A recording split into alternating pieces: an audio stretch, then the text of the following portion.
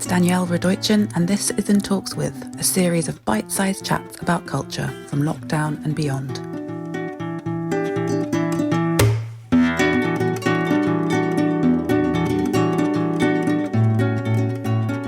So Azu Nwagbogu, we've already said hello to each other, but I want to welcome our listeners as well to this edition of the In Talks With podcast, which we are recording on the 27th of May, 2020.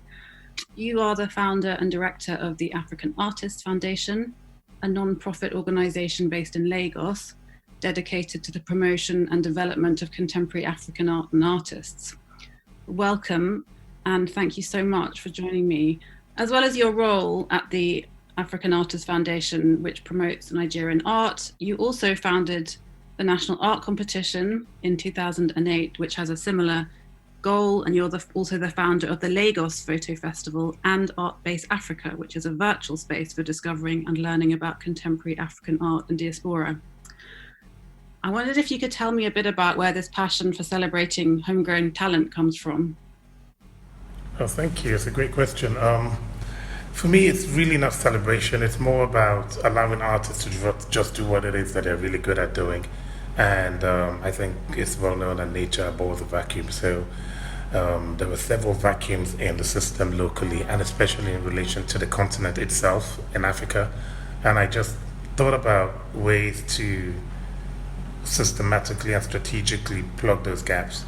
And after 3 years after creating the African Artists Foundation, or 2.5 years afterwards, we created the Lagos Photo Festival with a specific idea, because photography 12 years ago became this sort of democratic art form that everyone could participate in because of the smartphones, because of DSLR cameras became more affordable, and online tutorials became a really, great way to learn about the art form or the craft of photography. So I also thought it was important that we, because of the availability of the internet and its ability to democratize art practice, photography became a really vital medium. And it was just natural for me to graduate the contemporary art practice and evolve it into photography. And also, I always knew that the online was the future of everything we were doing. I really thought it was important to get Art Base Africa, because I think people don't go around, when you look around, or you go to an art situation or a gallery or a museum or a biennale or whatever exhibition that you're engaged with, and think, oh, this is an African artist, I need to buy an African artist, or this a Korean artist. You just want art that speaks to you and that has been made with some conviction and meaning. And I always felt like if we're able to get it out there, and people would just tap into it. It was really that simple. You seem to have a real passion for democratic art and giving access to all. Where does that come from? Well, because the one thing, it's a personal sort of like source of irritation for me, is any form of snobbery. And I find it to be extremely pretentious that people seem to think that art is about having a sophisticated palette or you sort of upper middle class or upper class upbringing and all that. Traditionally in Africa, if you think about art that was made pre-colonial times, 2,000 years ago, 500 years ago, over the last centuries, so-called traditional art, it was made in the most democratic fashion, because these objects were made by each family to sort of elevate your personal experience. And obviously, certain people made it better than others, and certain people made it for the king or the more important families, as it were. But everyone participated, and this is what I really love about art. Everyone ought to participate, because it's really about your history. It's really about the objects that you make that tell the story about the way you've lived at a certain time and how you're able to sort of elevate your existence in that period. So I just find it really problematic when people associate art and art practice and art participation and art experience with social status, and that's really problematic for me. And is there a sense that the situation we're in at the moment with the coronavirus crisis, where everybody, almost everyone in the world, has been put into a similar situation where they can't leave their homes. Has this, to your mind, is this an opportunity? Is it a leveling? And is it an opportunity to kind of start from ground zero again and give everyone the same access? It could be, and I think it's the word opportunity is fantastic. It is an opportunity, but it won't happen by hapstance. We have to be deliberate. We have to be methodical about it. I read a lot of blogs and a lot of people saying stuff like, "Oh, if you survive this and you just get through, you would have done well." I think that's a lot of crock. We really need to be. A lot of people are taking advantage of this COVID situation, as I call it, to evolve, to develop new skills, to develop new ways of engaging with their audiences, develop your art practice, to develop your curatorial practice, which is exactly what I've spent the last 3 months doing, actually. Just finding new ways of engaging with different audiences, destroying and rebuilding everything. I've been sort of reflected on everything that we've done over the last 13, 14 years with the African Artists Foundation. And of course, we've been successful, and I'm very proud of a lot of the things that we've achieved. But do I want to do the same things for the next decade? Definitely not. I really want to find ways of expanding the practice, seeding and birthing other institutions like ours, and making sure that we can spread this knowledge and this new way of thinking, the decolonial way of engaging with art across the continent and globally, in fact. And you've started this new project called Home Museum. Yes, the Home Museum is the new Lagos Photo. It's a theme for Lagos Photo 2020, and it's actually the overarching title is Rapid Response Restitution. And the biggest debate pre-corona was restitution in the art world in relation to contemporary African diaspora, was this idea of restitution. And I really spent a lot of time researching and debating and discussing restitution, what it means, how we can facilitate it, and how we can fast track it, if you like, and why it's important. Can you give me an example of a piece of art that you feel is particularly pertinent in this area? Oh, well, everyone has seen the movie Black Panther, for example, and you see there's a famous scene in that movie where the protagonist or the antagonist of the movie goes to the British Museum and, should we say, steals or grabs a work of art, a traditional piece, and there's a beautiful conversation that goes on right there, and he says, do you think your ancestors paid the fair price for this object right here? And the curator of the British Museum is gobsmacked. So I think that's the Benin bronze, for example, is the famous the Abome masks, the Abome pieces, the masks, the traditional masks, the Igbo masks. There's so many traditional art objects that are celebrated and venerated, but I think no one has seen the full gamut of these objects. So few, no one actually knows what's out there. And in the meanwhile, we're agitated to return these objects. So you haven't seen what's in this museum, because famously museums in Europe, or museums period, anywhere in the world, do not grant public access to their stores and so to the storage facilities. So we don't even know what's out there, but we know what's on the continent. We know what's here.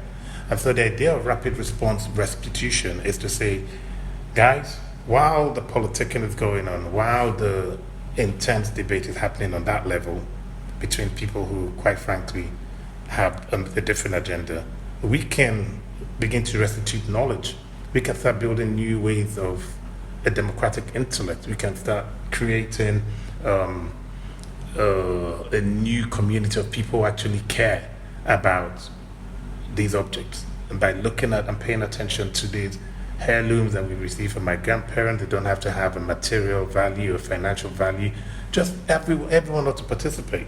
Everyone at all, everyone can participate. Again, it's not. I do not invite only African artists or diaspora artists. I think it's something that is totally democratic and would find ways to tell new history that have never been told before now through these objects. And that's what I'm hoping to find through rapid response restitution, the Home Museum. And you said at the beginning, you said a moment ago that this was the biggest issue you were sort of addressing prior to the coronavirus pandemic. Has the interim period of the coronavirus, has that changed things? It's hard to say because we've been working, we still maintained our focus, and it's sort of given us a bit more of a keener focus into this particular topic.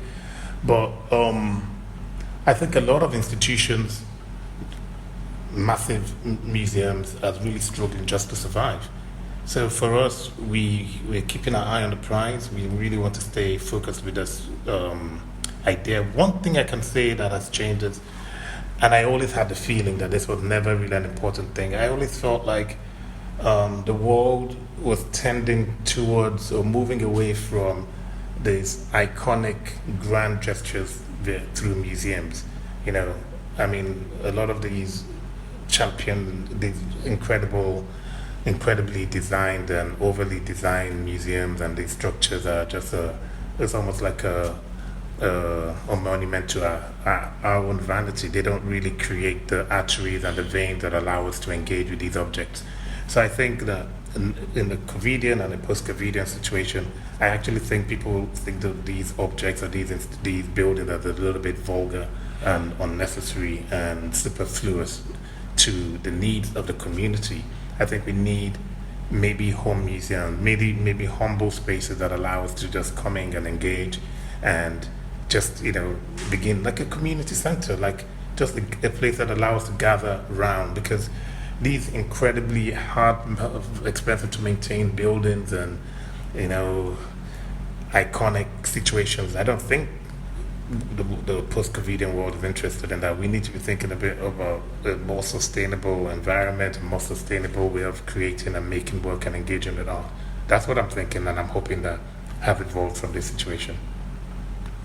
And to your point about sustainability, what do you think about festivals? I mean, I don't know, I've never been to the Lagos Photo Festival, and I don't know how much people travel for it, but certainly for other global art fairs, what does that mean for them? And especially now that we've had a sort of reckoning and planes have been grounded for so long, how do you see that changing?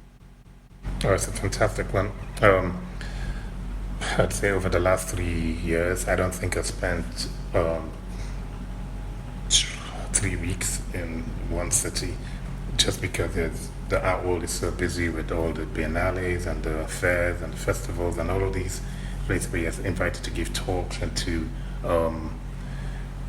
create, to be a sort of ambassador for artists and artists from the continent and diaspora and the rest of it. I don't think that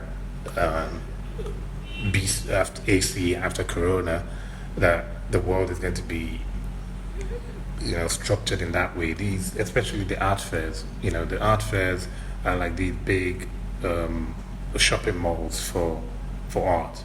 I don't think the world's interested in these big shopping malls anymore. I think our attitude now is more about looking homeward.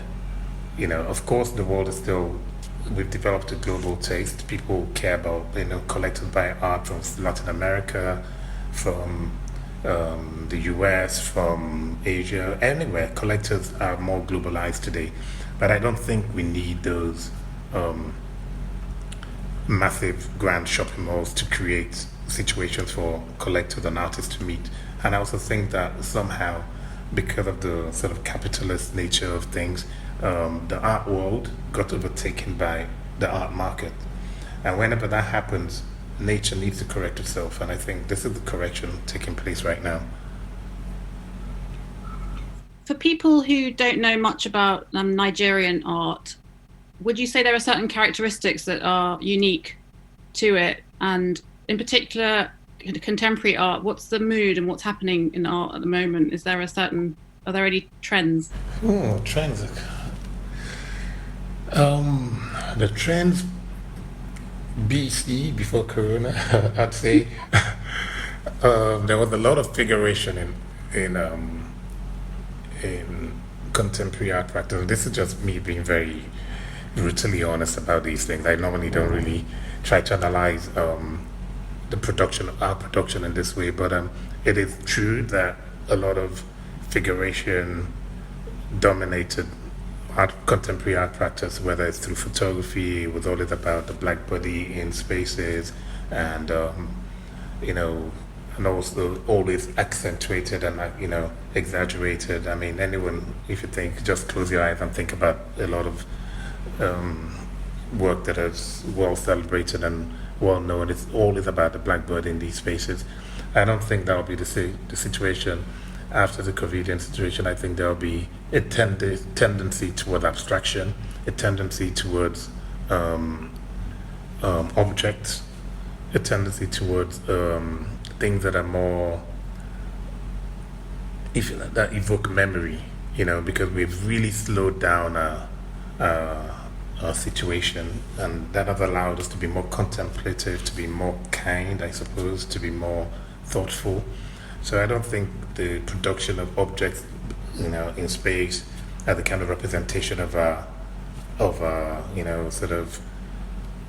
presence is necessary. We now know that it's clear that that narrative has been told. We are here, we exist, we can thrive, and we matter, but we don't need for that to be the dominant representation in contemporary visual culture.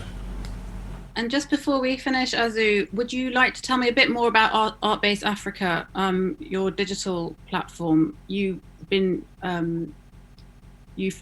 going since 2007, so you were sort of ahead of the game in terms of creating a digital experience for art. Art-Based Africa I always had the feeling when we created Art-Based Africa in 2014 that it was the present and the future of art. And it's like we've all been pushed to the precipice right now, and we're all forced to jump. That is, using the online platform to engage with the public a lot more. And I'm actually taking it a little bit further now with Art-Based Africa, and I'm trying to create studio visits with artists, because I think the situation with the COVIDian situation again have made us a bit more attuned into intimate spaces. So I think there's nothing more intimate than going into an artist studio. So I'm working with a team to conduct video interviews in spaces of living artists where they make work and they share their philosophy and their approach and the things that that inspire them and how they make work and all of the recursivity that takes place in the production of art. So I'm really working with a whole bunch of interesting filmmakers to sort of jump ahead of the game a little bit, because I think the content is really the key now, and everyone's producing content, and to distinguish yourself, you really need to have a little bit more, not just another online forum. We need to be able to give people something that is unique and that also feels experiential, that feels familiar and experiential. So that's what we're doing with Art-Based Africa. We're working very hard to launch this in the next few weeks. Fantastic. Well, good luck with it, and thank you so much for joining me on the podcast today. Thank you. Real fun to do this. You've been listening to In Talks with me, Danielle Radojcin. The sound and theme music were by Wargi Productions, and the artwork is by Patrick Waugh. If you enjoyed this episode, please pass it on to someone who you think might also like it. And of course, please do subscribe and leave a review. Thanks for listening.